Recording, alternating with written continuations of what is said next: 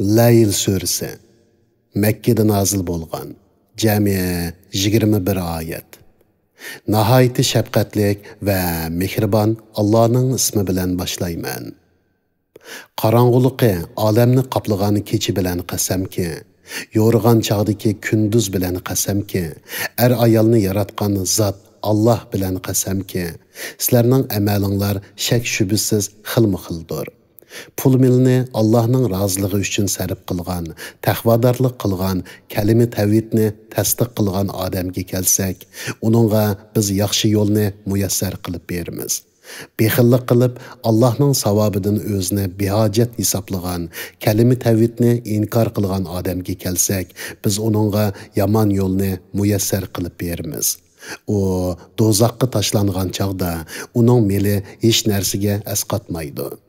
Toğru yolunu ko'rsatishga shak shubisiz biz mas'ulmiz. Dunyo va oxirat shak shubisiz bizning ilkimizdadir. Sizlarni lavildab turgan o'tdan ogohlantirdim. Uningga faqat haqni inkor qilgan, iymondan yuz o'rgan odamlar kirdi. Paklanish uchun mol-mulkini yaxshilik yo'llariga sarf qiladigan odam uningdan, ya'ni o'tdan jiroq qilinadi.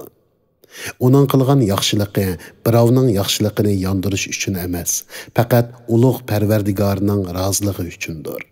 U, ya'ni ehson qilguvchi odam Parvardigorning bergan mukofotidan cho'qim rozi bo'ladi.